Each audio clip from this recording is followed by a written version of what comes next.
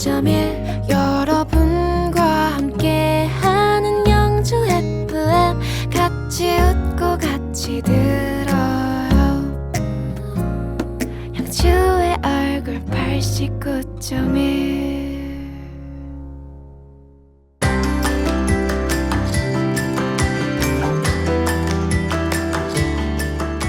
네, 황제천의 선비 이야기 두 번째 시간입니다.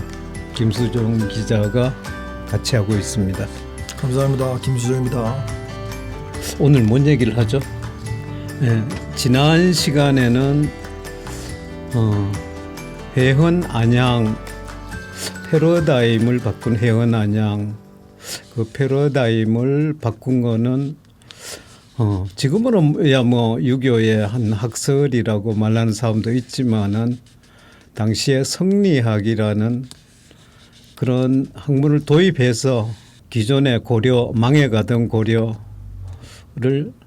일거에 바꿀 수 있는 그런 판단 기준으로 성리학을 갖다가 도입했다. 그런 점에서 보면은 패러다임을 바꾼 해헌 안양이다. 제가 패러다임을 바꾼 해헌 안양을 얘기했더니 사람들이 이해를 잘 못하더라고요. 그래서 이제 고려의 말기적 정상과 회암주의가 살았던 성리학을 집대성한 회암주의가 살았던 남송의 그 말기적 정상이 같았다는 얘기.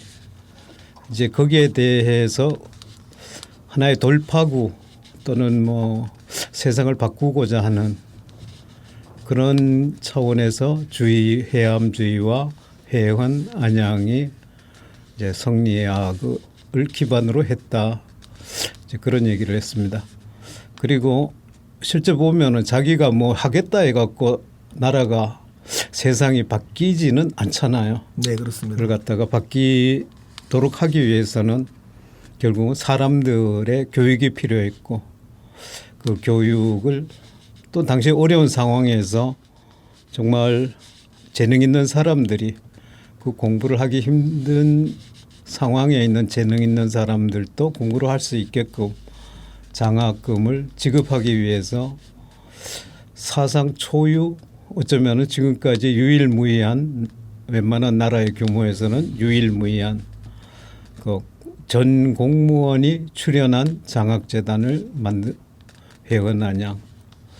자, 그렇게 해서 드디어 국가의 모든 정책을 입안하고 또 집행하는 그런 공무원들이 이제 성리학이라는 새로운 패러다임을 기준으로 그 정책 입안과 정책 집행을 하게 되면서 세상이 바뀌게 되는 거죠. 그런데 늘 보면은 바뀌는 거는 힘들죠. 네, 그렇습니다. 세상을 바꾸는 게 참 어렵습니다. 그래서 해헌 안양의 후인이죠. 후인이라 그러면 자손이라고 말하는 사람도 있겠지만 어떤 사상적인 자손이라고 할 수 있는 삼봉 정도전, 그건 해헌 안양과는 약 100년의 차이를 두고 이제 해헌 안양의 뜻을 실제 국가 전체적인 제도와 또 실제 국민의 실생활에까지 영향을 미치는 그런 목민관의 활동이 어떠해야 하는 걸 갖다가 세세히 그걸 갖다가 알려준 책도 지은 삼봉 정도전, 나라를 디자인해서 새롭게 세운 나라, 정말 세계사적으로 매우 흥미있는 그런 나라를 세운 삼봉 정도전을 이야기했습니다.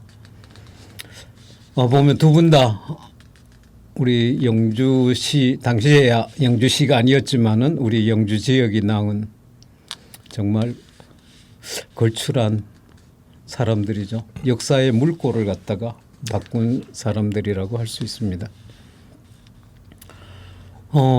물론 이제 거기 삼봉 정도전에 이어서 보면은 삼봉 정도전은 생가가 삼판서 고택이죠. 네.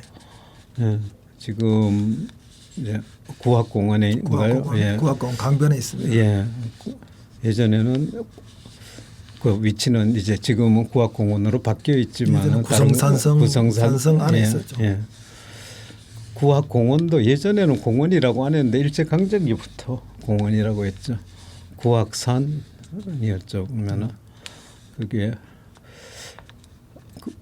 그 삼판서 고택이 생가죠. 삼봉정도전에.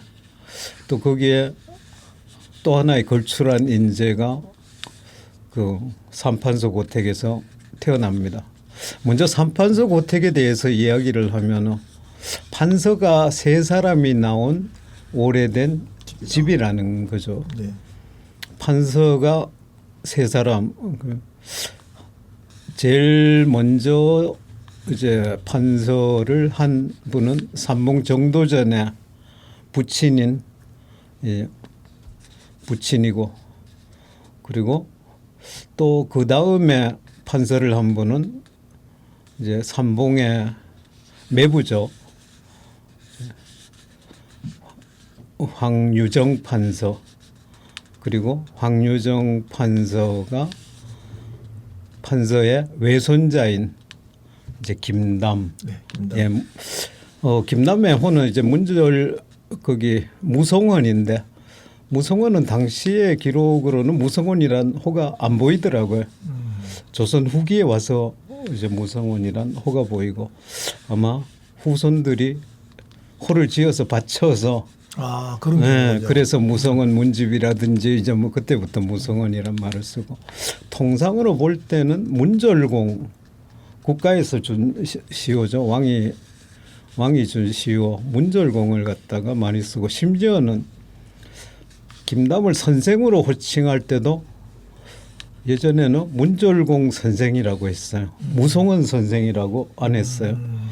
그 참 흥미로웠어요. 처음에는 보통 호에다가 선생을 붙이는데 김담은 시호에다가 선생이란 호칭을 하더라고요. 그걸로 미루어 봐서는 당시에 무성원이라는 호를 안 갖고 있지 않았는가. 그럴 수 있겠네요. 그게 상당히 흥미로웠어요. 근데 삼판서 고등은 다 성이 다르잖아요. 그렇죠. 첫 번째 판서 정경, 두 번째 판서 황유정, 세 번째 판서 김담. 굉장히 흥미로운 일인데, 사람들은 남자 그 중에서도 장남 중심으로 이제 뭐 집이 이어져 왔다. 그 가장 상징적인 걸로 집을 물려주는 거죠. 예, 스님들 같으면 의발을 물려주는 것처럼 이렇게 집을 물려주는 건데 딸에게 물려줬다는 거죠. 물론 기록상으로는 뭐 뒤에 후인들이 기록하기를 사위에게 물려줬다 그러는데, 정확하게는 딸한테 준 거죠. 정확하게는 딸에게 물려준 거지. 맞습니다. 딸에게 물려주고, 대외적으로 이제 그 딸의 남편 즉 사위가 이제 드러나는 거고, 또 그 사람이 어떤 뭐 중요한 업적을 쌓거나 뭐 큰 벼슬을 하거나 뭐 그러면 그 사람이 전면에 부각이 될 따름이죠. 그 황유정 판서에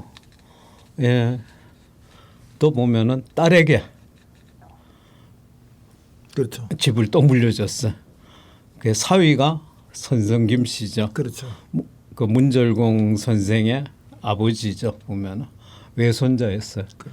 참 총애를 하셨던 것 같아. 그 황유정 판서는 그 문절공을 어렸을 때부터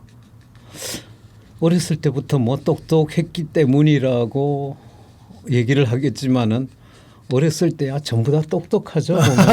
맞습니다. 다 똑똑합니다. 예전에 보면은 학원에 가면은 이제 학습 능력 키워주는 학원에 갔었는데, 부모님들이 오면은 다 자기 아이가 천재로 알고 있더라고요. 특히 그렇죠. 저학년에서는. 그렇죠. 예. 뭐 실제로는 뭐 다른 아이들도 다 똑같은데, 그 보면은 이제 잘 크게 이름을 날린 사람들, 큰 공적을 쌓거나 뭐 중요한 벼슬을 해서 이름이 남긴 사람들의 어린 시절만 부각되다 보니까 이 사람들만 똑똑한 걸로 알려지지 않았겠느냐 하는 그런 생각이 들어요. 그러고 보면은 이게 너무 이제 그런 점이 부각되다 보니까 얘가 잘났으니까 큰 일을 했다 이런 어떤 운명적인 거. 그리고 뭐 심지어는 이제 그것도 이제 꿈에 뭐 무슨 꿈을 꿨다. 현몽을 했다. 네, 현몽을 갖다 했다. 사실 그런 것도 보면 상당수가 보면 후세에 만들어진 허구가 참 많아요. 어쩌면은 유학자들에게는 별로 그 체질상 안 맞는 말들이야 그런 게. 그렇죠.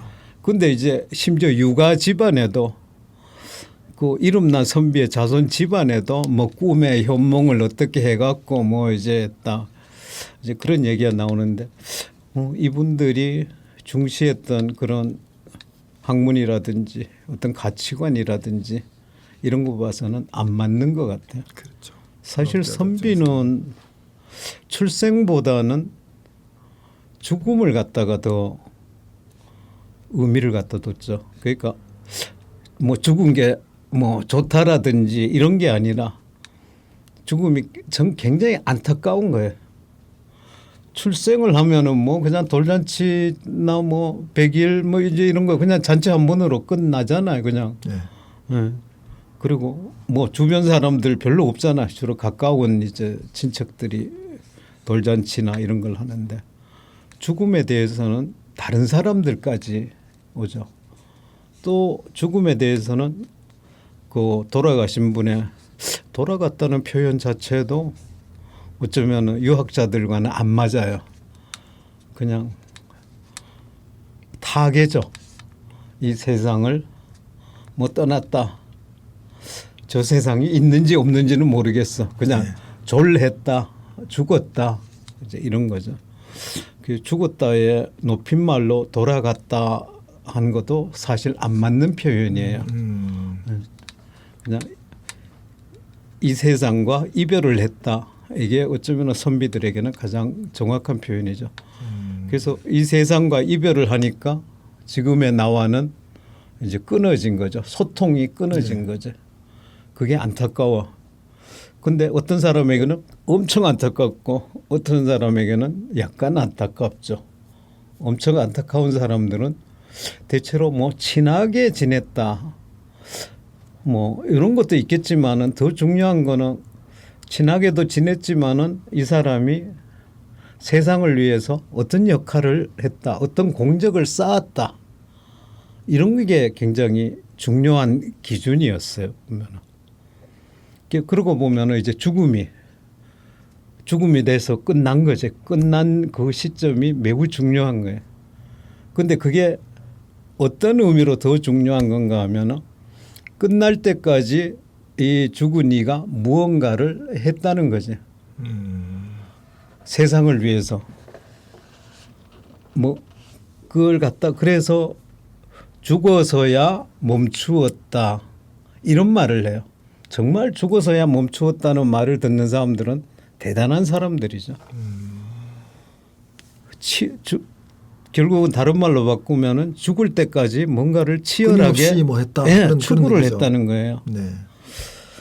그 뭐 원래 들어와서 뭐 공자 탄신일을 공휴일도 해야 하지 않냐. 뭐 기독교의 예수 탄생일을 공휴일로 하고 뭐 불교의 석가 탄신일을 공휴일로 하는데 그러네요. 공자 탄신일 또 동양에서는 공자 공휴일로 할 만한 일이네요. 탄신일도 공휴일로 해야 하지 않느냐고 성균관과 이제 뭐 유림에서 뭐 그거 서명도 받고 했었어요. 그러고 보니까 나도 서명했던 걸로 기억을 해요. 그러네요. 생각해보니까. 근데 실제 보면은 공자의 학문이란 거는 출생과는 큰 의미가 없죠. 보면은 그렇죠. 공자도 보면은 굉장히 현실 중심이죠. 어떻게 그 상황 현실을 바꾸어 나가려고 했느냐가 더 중요했고 그래서 그 결과가 어땠냐 뭐 과정과 결과가 다 중요했던 거죠. 그러고 보면은 꼭 굳이 탄신일을 뭐 예수 탄신일, 석가 탄신일을 공휴일로 하니까 우리 공자님도 탄신일 공휴일로 하자. 이거는 뭔가 안 맞는 거예요. 그래서 동양에서는 아직까지 공자 탄신일이 없는 거군요. 기념일이. 나는 그게 더 자연스럽다고 봐요. 굳이 뭐 그걸 갖다가 기념일을 갖다 하려면 공자 죽은 날. 죽은 날, 그렇지. 그 의미가 그래 될 수 있다. 그 죽은 날을 갖다 기려갖고 이분이 어떤 일을 갖다 했다. 실제 보면은 사람이 죽으면은 이제 제문 만사를 갖다가 쓰거든. 100일 때 안 쓰잖아. 그렇죠. 100일 잔치 그렇죠. 때, 돌잔치 때 그런 거 안 쓰잖아요. 그렇죠. 축하해 말리는 거. 동양 사상은 태어남이 아니라 사실은 죽음 때에 소위 말하는 뭐 도를 얻는 거죠. 그렇죠. 덕도하는 개념으로 완수가 되고 그 철학을 우리가 완수함으로써 사람들이 후학들이 받아들이는 측면이 강하니까 시작보다는 끝이 중요한 거죠. 그렇죠. 그 죽어서야 멈추었다. 이거를 정말 나는 처음에는 그냥 무심히 지났어. 아니 당연히 죽으면 멈추는 건데 그게 무슨 의미가 부여해. 근데 거기 선비들에 대한 기록을 갖다 보면 죽어서야 멈추었다. 앞에 나오는 말들이 있어요. 뭔가를 하려고 했는데 치열하게 한 거죠. 그 뭐 어떤 경우에는 밤에 잠도 안 자고 어떤 때는 뭐 식음을 갖다가 잊을 정도. 뭐 심지어는 뭐 쌀이 떠 내려가도 밖에 비가 와도 몰라.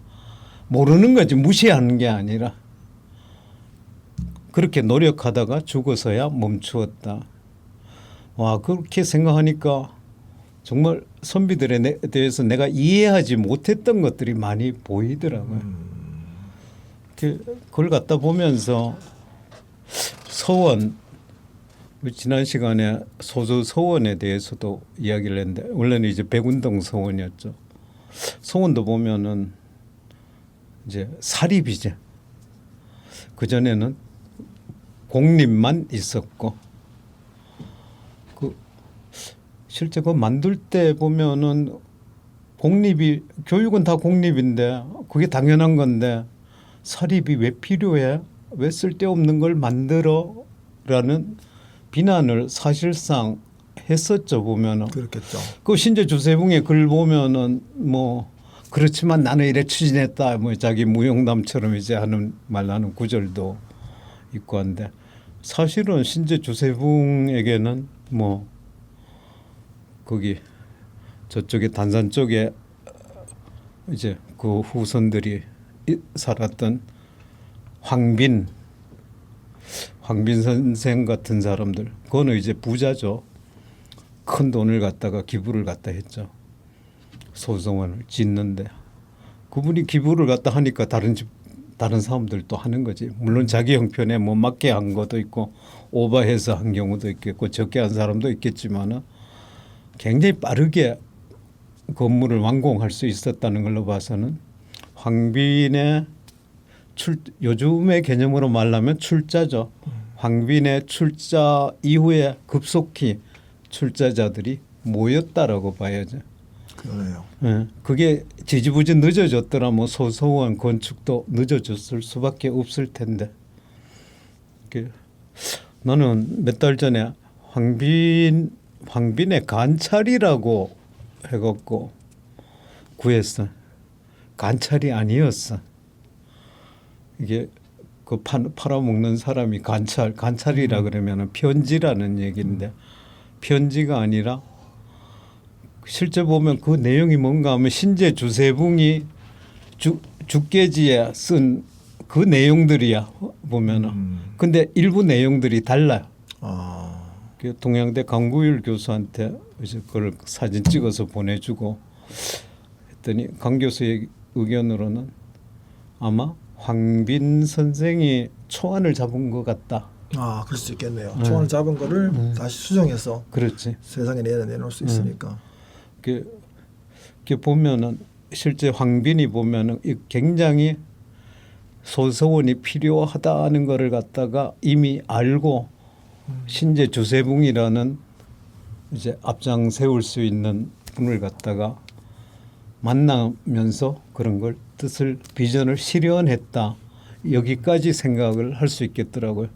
아니면 자기가 초를 잡을 이유가 없잖아. 그렇죠. 왜냐하면 사전에 끊임없이 소통하면서 사실은 내가 학교를 세우는 것보다는 주재봉 선생님 학교를 세우는 게 명문적으로도 맞고 그렇죠. 대신 학교를 세워주시면 내가 필요한 기금이나 자금들은 어느 정도 내가 보장해서 그렇죠. 대주겠다라는 약속을 했었겠죠. 해야 되니까 학교를 세울 수 있었을 거고 아마 학교가 그렇게 됐지 않았나 생각이 드네요.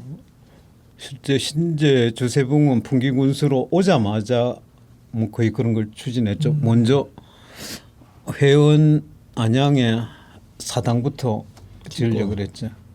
근데 당시에 황빈이나 금계 황준양이나 이제 그 당시에는 이제 풍기군의 선비들 황준양과 황빈은 또 왜 숙질간이에요. 그러니까 그러면 황빈 선생은 황빈의 사촌 누나가 장원항씨겠네요. 황빈의 사촌 누나가 금계 황준양의 어머니죠. 그러시구나. 그 굉장히 각별했던 것 같아.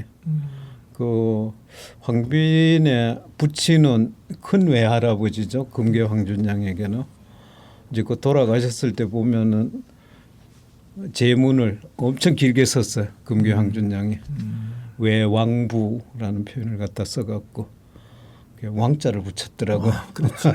아니 원래 그 왕이라고 해서 고모도 왕고모라고도 붙이잖아요. 그렇지. 더 이제 더 윗단계. 그렇게 붙이니까.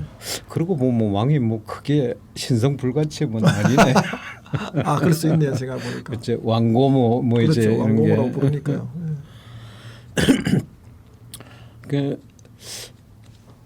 그 황빈과 참 황빈이 안타까워요. 보면은 황빈을 생각하면 대부분이 모르잖아요. 그렇죠. 모르네요.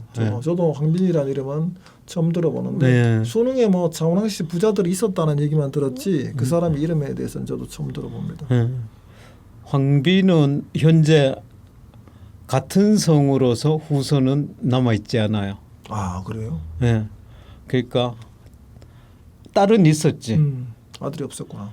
아들이 없었어. 그러니까 근데 당시로 봤을 때 조선 중기인데 양자를 굳이 드리려고 하지 않았던 것 같아. 아 그러네요. 네. 그러니까 그 집안이 다 그래. 그 아래 때 몇 대 내려갔으니까 이미 또 거기서 어떤 집은 일찍 딸만 있었고 어떤 집은 뭐 늦게 뭐 아들도 보다가 딸만 있고. 실제로 조선 초기 사회까지 고려 때는 뭐 마찬가지 조선 초기까지 그랬던 것 같은데 우리가 흔히 아는 사임당 말이에요. 신사임당도 그 신사임당 집이 신사임당의 아버지 집이 아니고 정확하게 보면 어머니 집이에요. 어머니 집이거든요. 그렇죠. 그런 것처럼 조선 초기 사회는 그러다가 사임당의 집으로. 그렇죠. 사실은 초기 사회는 딸들에게 승계되는 게 일반적이었을 거예요. 그러다 보니까 재산도 그렇고 제사도 뭐 그런 경우들이 많았고 지금은 장남이 제사를 지내지만 당시에는 조선 뭐 후기에 그렇죠. 굳어진 제가 것 보기엔 같아요. 임진왜란 이후에 사회가 바뀌면서 많이 바뀐 거라고 생각이 드는데 초기까지만 해도 뭐 재산뿐만 아니라 제사까지도 형제들이 번갈아 지내기도 하고 심지어는 뭐 그 딸들이 물려받는 경우도 많았으니까 아마 지금 생각하는 우리의 21세기 가치관하고는 상당히 남자 여자의 문제나 상속의 문제에서 차이가 많았을 거예요. 그렇죠. 그러니까 아마 그런 겁니다. 그 당시에는 예전에는 균등 분할이었어요. 그렇죠. 근등 n분의 1이죠. 맞습니다. 근데 수량적 n분의 1이 아니라 질을 감안한 그렇죠. n분의 1이었어요. 그렇죠. 실제로 예를 들자면 뭐 대개 이왕 되게 아래하죠. 율곡 선생도 그 재산을 나눌 때 보면 율곡의 딸들 아들들 재산을 나눌 때 보면 그 노비의 숫자도 균등하게 나누지는 않죠. 왜냐하면은 나이 든 분도 있고 젊은 그렇죠. 분도 있고 일 잘하는 사람도 그래서 있고. 보면 뭐 어떤 집은 8명, 어떤 집은 9명, 또 어떤 집은 10명 이런 경우 있어요. 왜냐하면 그거는 또 가족별로 또 분류하기도 하고 일을 잘하는 사람, 못하는 사람 혹은 나이에 따라 분류하다 보니까 숫자가 조금씩 틀린 거예요. 또 사람을 반을 자를 수가 없는 그렇지. 상황이고 또 가족을 반을 자르지 못하다 보니까 어떤 노는 물이 잘 들어오는 논이 맞습니다. 있고 예. 어떤 데는 천수답도 있고. 그렇죠. 그러다 보니까 그 하여튼 율곡 선생의 가족을 나누는 법도 그렇고 제가 옛날에 이순신 장군의 가족들의 그 상속 문제도 보니까 그런 식으로 다 분재기가 나와 있더라고 말입니다. 그렇죠. 그걸 또 분재기라 해갖고 기록을 남겼어. 네, 맞습니다, 맞습니다. 나중에 뭐 형제간에 형제 자매간에 분쟁이 발생하지 않도록 네, 딱 그거 하고 전부 다 또 요즘 말로 하면 사인을 하잖아요. 그렇죠. 수결. 다 합니다. 맞습니다. 그리고 충분히 의논을 갖다가 네. 하는 거. 아마 제가 보기에는 뭐 특히 땅이나 땅의 질이나 사람의 숫자 문제 같은 경우에는 한 번 만나서 끝날 문제가 아니니까 아마 뭐 최소한 뭐 한 5번, 10번씩 만나서 이렇게 조율하고 형제간에 논의하고 해서 상속이 합리적으로 이루어졌으니까 특히 문제가 없지 않나 싶어요. 지금도 어떻게 보면 그런 측면에서 보자면 형제간의 상속도 가족간의 상속도 여러 번 만나고 합리적으로 논하지 않으면 또 분쟁이 생기니까 똑같은 얘기 같습니다. 요즘에는 거의 돈 많은 부모가 죽고 나서는 형제들 간이 왼수로 변하는 경우가 맞습니다. 참 많잖아요. 예, 보면 예. 겉모습만 그냥 뭐 괜찮은 듯이 보이고. 근데 예전에는 뭐 그것 때문에 분란이 생겼다 이런 기록은 또 없어요. 네. 실제로 보면 돌아가시기 전에 이미 상속을 거의 완료하고 상속을 준비하더라고요. 그러다 보니까 분재기를 사실은 부모님 돌아가기 전에 분재기 쓰고 준비하고 이게 일반적이더라고요. 그래서 돌아가신 다음에 뭐 형제 자매들이 모여서 그걸 갖다가 분재기를 남기기도 하고. 그렇죠. 근데 살아 계실 때 하기도 하고. 옛날 기록에 보니까 저는 보니까 살아실 때 먼저 연로하시는 때죠. 연로하실 때 형제들이 모여서 기본적으로 세팅을 새로 하고 분재기를 분재하는 게 좀 가장 많지 않았나 싶습니다. 지금도 보면은 옛날 선비들이 그렇게 했던 분재기 만들었던 그런 걸로 하면은 재벌들 후손들끼리 싸움이 일어나는 건 좀 덜하지 않을까.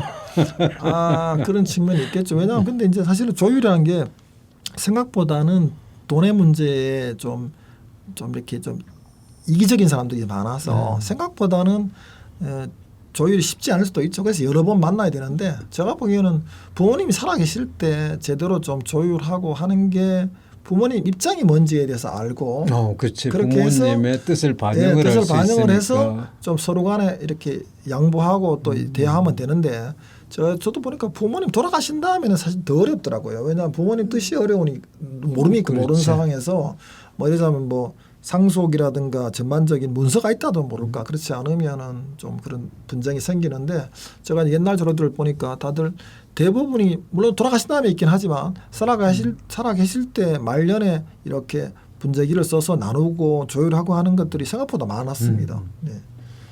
그 황빈 선생은 뭐 그렇게 해서 남자로서의 대는 끊어졌어요. 그렇구나. 그게 보면은 대가 끊어졌다 하니까 근데 그분들은 거기에 대해서는 크게 의미를 두지 않았을 수 있겠다. 그렇죠. 내 성씨를 보존한다 이게는 아닌 게 아니었나.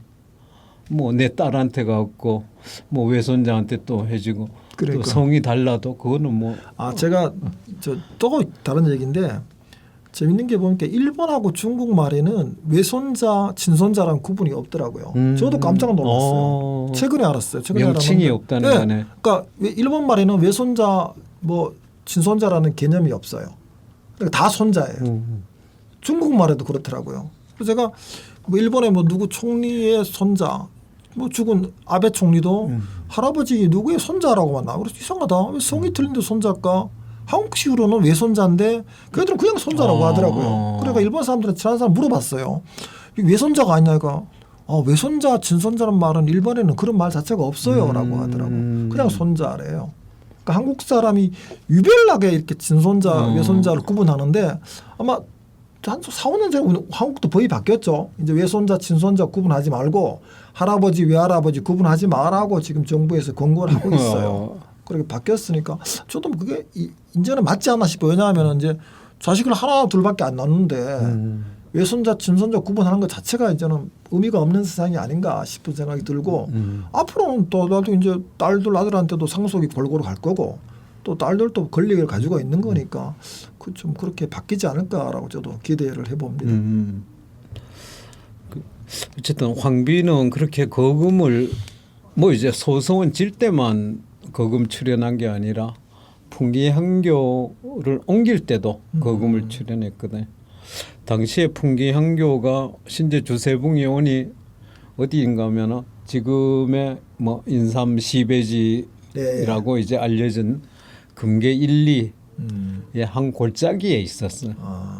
물론 이제 거기에는 들이 좀 풍기에서 나름의 들이 좀 넓지. 거기 그 들을 앞에다 두고 해서 사람들이 산 밑에 많이 살던 곳이기는 해.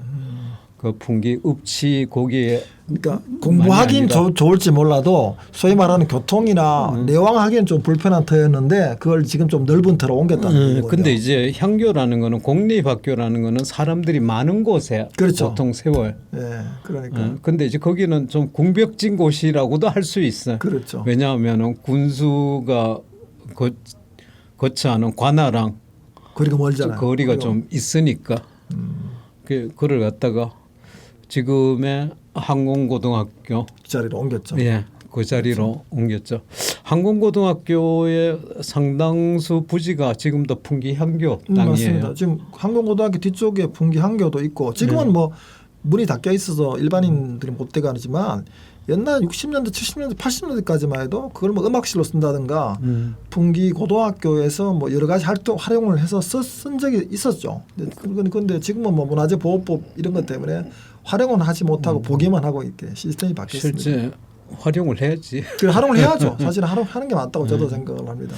그거를 옮긴다는 거는 뭐 새로 건축하는 것만큼 돈이 많이 드는 거죠 보면은. 그렇죠. 다만 이제 뭐 기와라든지 기둥이라든지 뭐 석가래는 대부분 못 쓰지만은 뭐 마루 바닥이라든지 이런 거 이제 뜯어 갖고 오니까 자재비는 많이 이제 줄일 수 있지만은 이건 해갖고 증축을 갖다가 꼭 하게 되니까 실제 새로 짓는 것만큼이나 그렇죠. 많이 들죠. 거기에도 거금을 갖다가 황빈이 와, 출연을 황빈이라는 했거든. 사람은 정말 저는 처음 알았지만 조선 시대에 소위 소서원하고 그 풍기항교를 옮기고 이게 새로 만드는데 정말 큰 돈을 내신 훌륭하신 분이군요. 네, 그분은 교육의 기부왕이라고 할 수 있는 분이죠. 왜냐하면 굉장히 소서원이라는 거는 굉장히 상징적으로 엄청 중요한 거거든. 그러니까 우리나라의 경우에는 국가가 교육을 책임진다는 거였어요. 그렇죠. 그러니까 국가가 무상 교육을 한다는 거예요. 공교육이고 무상 교육 개념이었다. 그렇지. 우리는 무상 공교육이 지금 뭐 서울대도 뭐 등록금 받고 뭐 하는 것 같은데 이거는 우리나라 전통이 아니지. 아 그럼 그것도 일제강점기 이후로 그랬다는 얘기죠. 그렇죠. 일본이 참 버려놓은 게 많네요. 어쩌면 그게 뭐 자본주의적인 개념이 저는 궁금한 게 그런 것도 그렇다면 있을 수 아니 있겠고. 그러면 공교육 그 당시 공교육이었으면 그럼 당시에 뭐 선생님들의 월급도 뭐 소위 말 공무원들 월급처럼 그냥 정부에서 다 줬다는 그런 그렇죠, 얘기네요. 그렇죠. 아 그런 시스템이었구나. 그리고 무상 교육이라는 거는 빨래도 해준다는 거지. 그렇죠. 밥도 먹여준다는 밥도 거지. 그렇죠. 재워준다는 거지. 그렇죠. 그러니까 요즘 말로 하면은 완전 기숙형 장학생. 아 그렇게. 그 사실은 제가 초등학교 때는 근데 향교는 보통 이제 다니니까 그렇죠. 뭐 근데 이제 그런 제가 초등학교 때는 무상교였고 지금은 아마 고등학교 정도까지 아마 무상교로 바뀌었을 거예요. 근데 제가 한 10여 년 전에 사람들이 무상으로 밥을 주자라고 했더니만 아유, 왜 무상으로 밥 주냐고 막 난리가 났었잖아요. 그게 사실은 공교육 개념으로 보자면 무상으로 밥 주는 게 아니라 무상으로 대학- 교복도 주고 다 줘야 되는 거예요. 대학까지 무상으로 해야지. 맞습니다. 맞습니다. 그러니까 제가. 독일이나 프랑스 이런 데가 우리 전통하고 더 가까워요. 맞습니다. 교육이. 맞아요. 사실 교육이라는 거는 이게 내가 잘 되자고 하는 공부를 하는 측면도 있긴 하지만 그 교육을 통해서 사회나 국가가 발전하는 측면이 더 강하거든요. 그렇다고 하면 그 공교육에 대한 전반적인 무상교육을 통해서 사회나 국가가 발전하게 되면 그것으로 한원이 되는 거잖아요. 그렇죠. 한원이 되는 거니까 뭐 수업료만 공짜가 아니라 그렇죠. 사실은 엄밀하게 보자면 교복도 공짜고 그렇지. 밥도 공짜고 먹어야지. 교통비도 공짜고 이렇게 잠도 자야 돼야 되고. 되는 게 상식이란 그렇지, 거죠. 그렇지. 아, 그런 왜냐하면 면에서 보자면 교육이라는 게 교육의 목적이 뭔가 하면은 사회에서 활동하는 거예요. 그렇죠. 사회적 이거는 한원에 있는 거죠. 공적인 개념으로 들어가기 위한 거죠. 보면. 그렇죠, 그렇죠. 그러니까 무상으로 해주는 게 맞아요. 다만 이제 당시에는 신분제 사회라 갖고 뭐 사대부의 자제들 중심으로 들어가고 그렇지만은 상인들 보통 사람들 순 한글로 말하면 상놈들도 이제 과거를 갖다가 볼 수가 있었으니까. 그렇죠. 조선 사회는 사실은 상인들도 과거를 볼 수 있는 기회는 있었지만 솔직히로 상인들은 먹고 사는 게 늘 너무 급하지. 힘들다 보니까 공부를 할 틈이 없어서 과거를 볼 수 있는 기회들이 자유롭게 제공되지 않았던 거죠. 근데 권리는 있었던 거죠. 심벌적으로 권리 있었던 거죠. 그게 고정적인 수입이 있는 이제 지방직 공무원이죠. 네. 신분상으로 보면은 그렇죠. 그치 하급이야. 사대부가 아니죠. 그렇죠. 뭐 이런 사람들은 자녀들이 보면은 그 아버지의 일을 갖다 가업으로 삼거나 또는 자기가 또 다른 과거를 갖다 통해서 사회적인 일을 갖다가 하곤 했죠. 왜냐하면 그거는 뭔가 고정급이 그렇죠. 있으니까. 근데 소수소원은 정말 획기적으로 국가의 책임이 다 그러나 지역 사회의 책임으로 할 수도 있다. 아, 그렇죠. 그러니까 국가가 사실은 다 책임을 못 지는 부분이 있다라고 하면 국가가 책임을 갖다가 다 100% 못 지는 게 일반적이었죠. 사실은 현실로 보자면. 사립으로 만들었으니까 국가가 책임질 의무가 없는 거죠. 그렇죠, 그렇죠. 그러니까 개인이 책임져야 되는데 누군가 혼자서 담당하기는 힘드니까 그렇죠. 지역의 사회가 공동 지역의 학교가 되는 거죠. 지역 공동의 학교가 되는 거죠. 그렇죠. 그 소소원 등록금 없잖아. 그렇죠. 오는 사람들 밥 먹여주잖아요. 재워주잖아. 그렇죠. 이제 교수들 월급도 줘야지. 사립학교지만 사실은 그걸 이제 개인이 책임져야 될 문제지만 개인 한 사람이 책임지지 못하니까 결과적으로 봤을 때 지역에 있는 소위 유림이라든가 양반이라든가 뭐 선비들 이런 사람들이 십시일반으로 해서 학교에 재원을 그렇지. 대고 학생들을 공부할 수 있는 그런 터전을 만들어줬다. 그런 말씀이시네요. 그렇죠. 당시에 뭘 조금이라도 갖고 있는 사람들은 다 동참을 갖다가 했어야지. 나중엔 동참 의무가 있는 거 아니야 하는 윽박지름도 이제 당하는 상황이죠. 야 이거 다 전체를 우리 공익을 위한 거야. 네. 그러니까 네 혼자 부담하라는 거 아니야. 그래서 스님들도 뭐 반찬을 만들거나 이런 걸로 이제 자기들의 역할을 하는 거죠. 옛날에 그런 생각이 들어요. 아프리카에서 뭐 그런 얘기가 있다고 그러대요. 아이가 하나 크는 데는 온 마을이 다 필요하다. 뭐 그런 그렇지. 그거랑 통하는 말이죠. 그 아프리카의 속담하고 진짜 500년 전에 조선과 일맥상통하는 얘기네요. 들어보니까. 근데 어쨌든 가장 큰 책임은 그 집안의 그 유력 가문에게 주 책임이 있잖아요. 그렇죠. 이 사람들은 만들 때는 정말 대단하죠. 어떤 이 공교육의 한계를 뛰어넘어갖고 새로운 경지를 갖다가 새로운 학문을 갖다가 만드는 거. 이거는 모든 사람들의 삶의 질을 높이는 이쪽으로 치열하게 나아갈 인재를 기르는 것. 이거는 공교육에서는 단순히 그 당시에 비난 표현으로 하면 사장이나 외우고 기껏 해갖고 암기나 하고 이런 거였어요. 그렇죠. 이런 걸 벗어나야 한다. 그게 이제 실제 보면은 실사구시란 거는 소소원과 연결이 된다고 봐야지.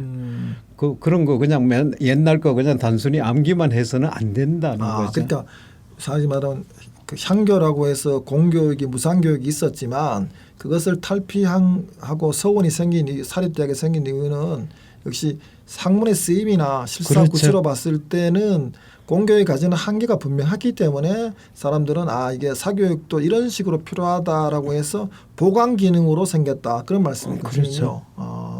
그러니까 공교육의 필요성을 부정하지는 않았어요.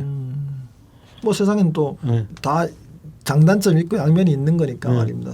사교육 통해서 또 그렇게 또 그러니까 단점을 보완하는 측면이 있었다. 그러네요. 그러니까 딱 내세우는 거 자체가 다르잖아요. 서원에서 내세우는 가장 큰 거는 키워드는 경이죠. 그렇죠. 경. 나는 아직 부족해 하다는 그런 뜻을 갖고 있죠.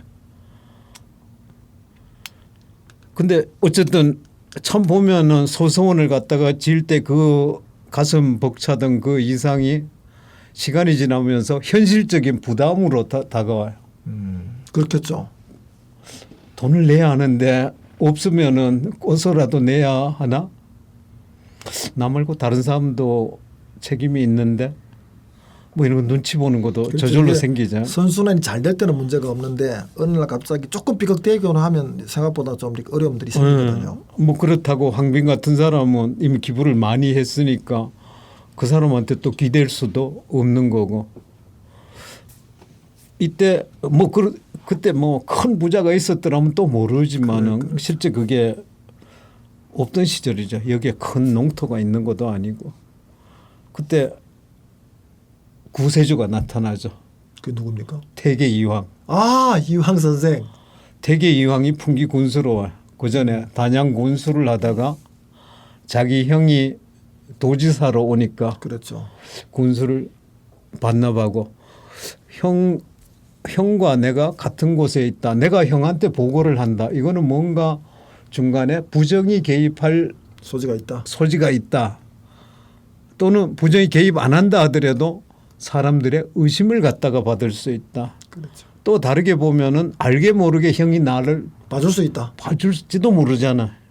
이래서는 안 된다 해갖고 그렇다고 형 보고 형님 그만두세요 할 수 없잖아. 관찰사인 형이 그만두는 것보다는 동생인 군수가 그렇지. 그만두는 게 나으니까. 그리고 거기다가 태계 이황은 늘 실제 학문의 집대성에 더 관심이 있었으니까. 그렇죠. 행정보다는 학문에 더 관심 있던 사람이었어요. 그 이제 단양 군수를 놔두고 그때는 또 풍기 군수로 가래. 아, 그 풍기 군수로 오니까 뭐 이제 황빈 집안의 사람들 뭐 금계 황준양 집안의 사람들 잘 알잖아. 그 그렇죠. 외에 이제 그렇죠. 유력 가문의 사람들 만나는데 뭔가 이상한 걸 느끼는 거죠. 소서원 때문에 너무 고생들 하는 거예요. 근데 가만 생각하니까 이게 사회를 위한 거잖아. 그렇죠. 근데 이 사람들이 고생을 해. 비록 사립이지만은 국가가 지원해 줘야 되는 게 맞는 게 아닌가? 이것도 엄청난 발상의 전환이에요.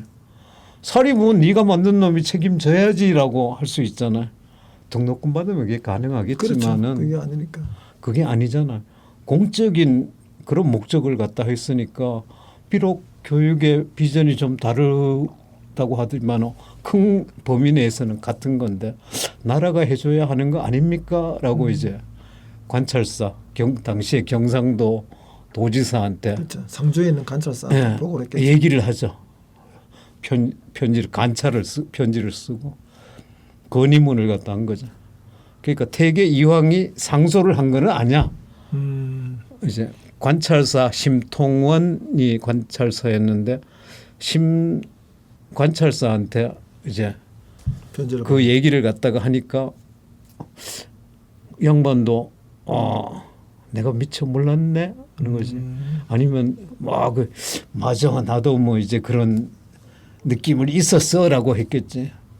그게 중앙 정부에다가 연결을 했어. 아, 제가 알기로는 태계 이황이 명종임금인가 바로 명종임금 맞나요? 선조임금한테 바로 보낸 거를 아니에요. 바로 보낸 게 아니고 관찰사가 그렇지. 관찰사가 중앙 정부에다가 요청을 한 거지. 바꿔서 정정부 요청을 했군요. 아, 저는 처음 알았습니다. 그 요청 속에 이제 우리 태계 이황 얘기도 뭐 들어가고 뭐 이제 하는 거지. 그래서 백운동 서원을 받았는데 그때 명종 임금이 왕이 된 지 얼마 안 됐잖아. 예. 17살짜리야. 예.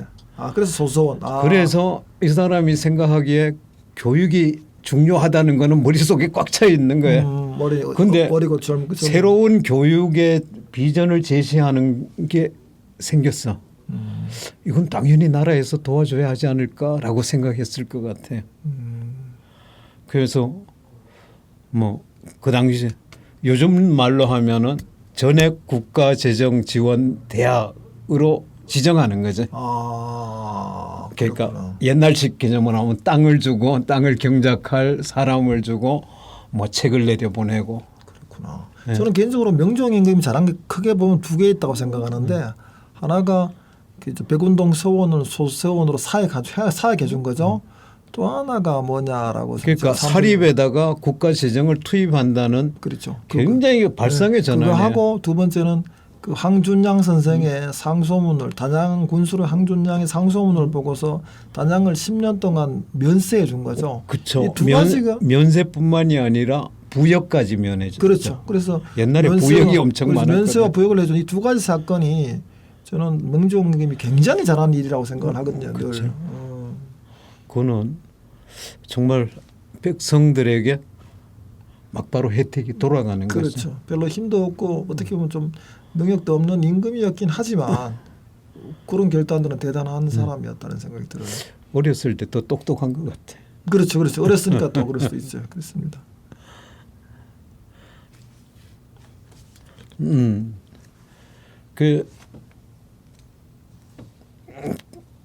그 명종 임금이 당시에 나이가 어렸잖아요. 네. 그 소수 서원 그래도 그런 소수 서원 현판 보면 내가 전에 왔던 학생들에게 저 글씨를 남자가 썼을까요, 여자가 썼을까요 물어봤어요. 놀랍게도 반 이상의 학생이 여자가 썼는 것 같아요. 이쁘잖아. 그러니까 어릴 때 썼으니까 그럴 수 있겠네요. 그렇지. 어릴 때 막 이게 못한 그렇죠. 거지. 그렇죠. 그러니까 이제 고운 정성 들여서 그렇죠. 이제 썼겠죠. 네. 그러네. 그렇죠. 그러네요. 힘이 있고 세련되려면 보통 나이가 많아야 되거든요. 명종이 만약 40대에 그걸 썼다 그러면 또 다른 필체가 나왔겠지. 제가 조만간 소설 나서 자세히 한번 봐야겠네요. 10대에 명종님이 썼으니까 예쁜 글씨가 나왔다. 그렇지. 정성 들여 쓴 거지. 그러네요.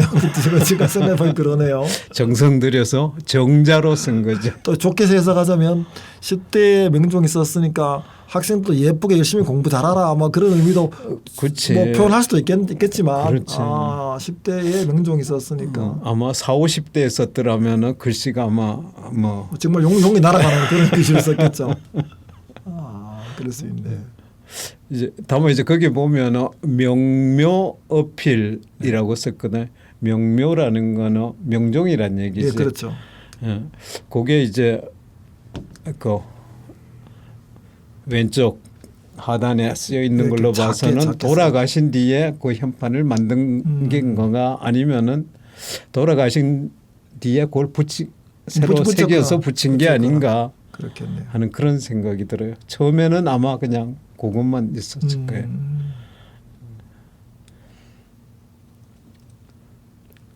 예. 그 소서원은 그러고 보니까 소서원에 보면은 서원에 늘 사당이 있어. 사당 있죠. 예. 여기는 그냥 무슨 사 무슨 사 이런 게 그러니까 도산서원 그리고 저 풍기에 있던 욱양서원 이거는 상덕사예요. 근데 그 사당 이름 많아요. 종류. 네. 이게 상덕사 이렇게 돼 있는데 거기는 소서원은 문성공 묘. 문성공 뭐. 묘에. 예. 그러니까 묘라는 거는 보통 이제 왕의 사당을 갖다가 이게 급이 다르다. 그렇죠. 그러니까 문성경은 급이 다르지. 급이 다른 인물이죠. 서원의 사당에서 묘자가 들어간 거는 소서원밖에 없어요. 그러네요. 아나라 선생님 그만큼 급이 다른 인물이니까요. 그러니까 추앙하는 게 뭐 조선 성리학의 아버지 고려때 사람이지만 그렇죠. 예. 그도 보면은 재미있어. 지금 보면은 왜 서쪽에 사당이 있고 동쪽에 공부하는 교실이 있고 이거는 왜 그랬지라고 이제 생각을 할 수도 있어요. 근데 들어가는 문이 죽계천 쪽이었다라고 생각을 해봐요. 그냥 보통의 서원처럼 사당이 뒤쪽에 있는 거죠. 지금 사실은 소서원의 모양 원래 입구는 지금 반대죠. 지금의 모습은 반대잖아요. 북쪽이 원래 문이었고 남쪽이 뒷문 개념 아니었었나요? 아마 지금 있는 문은 나중에 만든 그렇죠. 게 나중에 아닐까? 저도 나중에 만든 문이라고 들은 것 같습니다. 그래서 그 아마 옛날의 문은 죽계천 쪽이 아니었을까? 그래, 그러니까 그랬다 저도 얘기 들은 것 같습니다. 그게 왜냐하면 딱 들어왔을 때 보면은 이제 그 공부하는 강당이 옆면이 바로 보이잖아. 이제 그렇죠. 지금 보면은 이게 옆구리로 들어오는 맞습니다. 쪽에 옆구리로 지금 그런 경우들이 많아요. 네. 예를 들면 태계 도산서원도 아래로 이렇게 돌고 돌아서 가는데 지금은 도산서원 위에서 길이 나서 위에서 내려가는 구조가 된 거예요. 사람으로 보자면 늘 보던 앞면이 아니라 뒤통수로 가는 개념으로 바뀌었거든요. 사실은 그게 이제 저는 뭐 이게 건축이나 조경사 측면에서도 보자면 조금 잘못된 도로가 나는 바람에 하여튼 늘 보던 앞면 얼굴로 보는 게 아니라 옆으로나 뒤로 가는 모습이다 보니까 이게 풍광이 변하고 하여튼 환경이 바뀐 그런 모습이 아닌가 싶은데 소서원도 그런 모습인 것 같아요. 왜냐하면은 예전에는 하천 따라 길이 있었어요. 길에 문이 그렇죠. 가장 가까운 길에서 가장 상식인데. 가까운 곳에 문이 있는 게 자연스러운 거죠. 그렇죠. 자연스러운데 그게 참 그렇죠. 근데 옆에 문은 또 있을 수 있어. 대체로 뭐 일하거나 뭐 한 이제 쪽문들이 그렇죠. 옆에 있었죠. 자, 아까 잠깐 뭐 욱양서원 얘기하셨는데 욱양서원 뭐 모르는 사람 또 이렇게 많을 거라 생각이 드는데 욱양서원 얘기를 한 6, 7분 더 하시면 될 것 같은데 잠깐 욱양서원은 지금은 뭐 잊혀진 서원처럼 느껴지지만은 조선 후기의 지도들 고지도들을 보면은 욱양서원은 풍기의 랜드마크 중에 하나였어요. 아, 풍기의 중심에 바로 그렇죠. 랜드마크. 풍기 그 고지도에 공통적으로 나오는 거는 욱양서원, 풍기가나, 풍기향교, 욱양서원. 그 세 가지가 이제 랜드마크. 지금은 없어졌잖아요. 언제 없어진 건가요?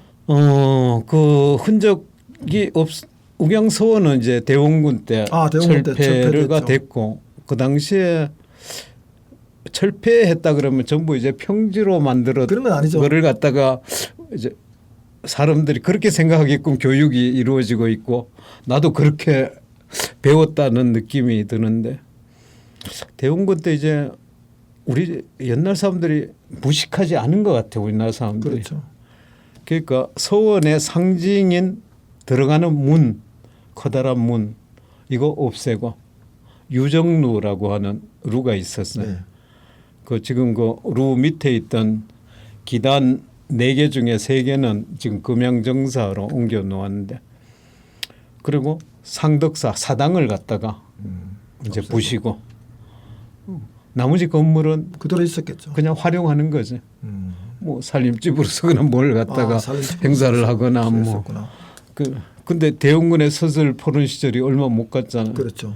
근데 사당 룰을 다시 지려니까 엄두도 안 나지. 그렇죠. 그리고 또 대원군의 아들이 왕을 하고 있는데 그 복설 못 하잖아. 왕의 어쨌든 왕의 이름으로 그렇죠. 회처를 한 거니까. 그 단을 만들어서 욱양단으로 하고 거기에서 춘추 향사를 지냈죠. 그럼 욱양단은 지금 금양정사로 옮겨 놓으신 게 그거니까? 그렇죠. 아, 그렇죠. 그렇구나. 지금은 그 자리에 단이 있던 자리는 현재 금계호 호수 속에 그렇죠. 들어가 있고 수몰된 자리죠. 네, 수몰 때문에 옮겼고. 근데 제가 뭐 수몰되기 전에 이미 그 6.25 전쟁 때 당시 희방사랑 그거 맞아요. 소개되었다는 얘기. 네, 거기 그 동네가 소개령이 내려서 남아있던 건물이 전부 불탔어요. 마을 전체가 불탄 거죠. 그러니까 6.25 때 생활 마을 전체가 다 불탄 거구나. 그러니까 아군의 작전상 그러니까 작전적 소개됐어요. 인민군들이나 뭐 이제 그 패잔 인민군들이 머물지 못하도록 거기 전부 불태웠죠. 그래서 사실은 저는 영주가 6.25 때 소개된 참 안타까운 게 희방사도 그때 불탔고. 희방사가 불타는 바람에 그 뭐죠? 석보상절이 수양대군이 지은 사실은 개인적으로는 그게 정말 국보 1호로 내세워도 아깝지 않을 정도로 대단한 자산인데 훈민정음 석보 수양대군이 직접 석보상절 맞나? 맞을 겁니다. 그래서 그게 사실 불타버렸잖아요. 예. 불타버린 영주소는 가장 아까운 문화재 중에 하나인데 그게 불타버렸고 그다음에 붕괴 우경서원의 마지막 터에 있던 잔해까지도 다 불타버린 게 저는 굉장히 마음 아픈 일 중에 그렇죠. 하나 아닌가 생각을 해요. 기단만 돌만 남아 있었다 그러더라고요. 그리고 이제 그 불타고 나서 전쟁 끝나고 나서는 이제 조그마한 거기 제시를 지어갖고 하다가 댐 생기면서 그래서 음양정사로 옮겼죠. 70년대 후반 80년대 초반쯤이죠. 네, 그때 막 82년도에 그래서 금계호 거기에 댐이 생기면서 금계호가 생겼죠. 다 사라진 거죠. 사라진 건데 개인적으로는 이게 국가가 어떠든 간에 전쟁 중에 작전으로 소개를 했잖아요. 국가가 소개한 거라고 하면 뭐 지금이라도 사실은 국가의 돈으로 우경서원을 다시 지어줘야 하지 않나라고 저는 생각을 하고 우경서원이 위치는 좀 바뀌더라도 말입니다. 세워지게 된 게 소수성과의 갈등 속에서 세워졌어요.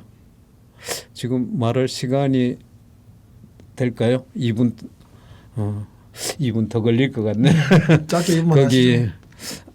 소수서원이 사실은 보면은 새로운 어떤 목표를 갖다 갖고 세웠는데 처음에 이제 원장으로 취임한 사람이 똑똑한 사람 중심으로 뽑는 건데 고시 1차 합격한 사람들 중심으로 뽑았어요.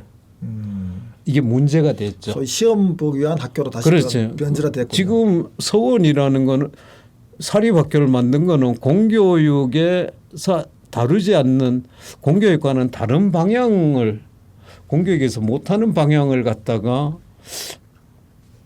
가기 위해서 만들었는데 생원 진사 합격한 사람만 뽑는다 그러니까 똑같은 거 아니에요. 그렇죠. 똑똑한 놈만 뽑아갖고 고시학원 요즘 말로 하면은 공무원 산학교 고시학원 만들려고 하는 거 아니야? 뭐 이제 이런 비난이 나오는 거죠. 그리고 회원 선생의 원장이 회원 선생의 제사에는 지극정성하나 학생들을 갖다가 우습게 봤어요. 근데 실제 보면은 회원 선생은 하나의 거기에 서원마다 사당이 다 있는데 이거는 자기의 롤 모델이지. 이런 분들을 모시고 이런 분들을 존경하고 하는 거지. 이런 분들에게 제사 지내는 것 자체가 목적은 아니지 서원에서. 그래서 그 서원을 금계 선생이 주도해서 세웠다라고 들은 것 같은데. 아니요. 거기 우경서원은 그게 아니에요. 우경서원은 금계 선생의 죽음 뒤에도 그 한참 있다가 이제 헌종 때 세워졌어요. 그렇구나. 그게 끊임없이 논쟁이 있어요. 그러니까 뭐 금계 뭐 소고 박승임 이런 사람들은 그렇게 해서는 안 된다. 정말 학문을 갖다가 위하는 사람들 중심으로 뽑아야 한다. 다음에 좀 한번 또 추가로 한번 들어보시는 거로 하시고. 예.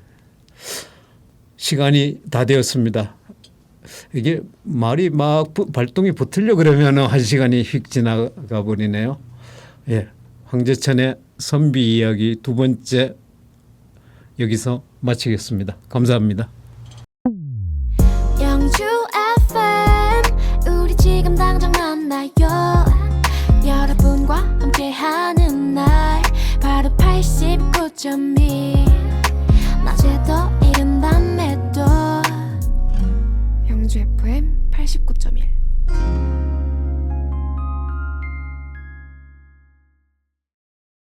친구야, 횡단보도 건널 때 조심해.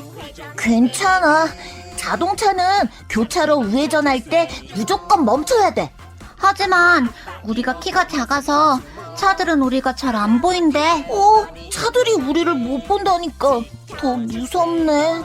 키 작은 어린이는 교차로의 사각지대, 교차로 우회전 시 일시정지 꼭 지켜주세요.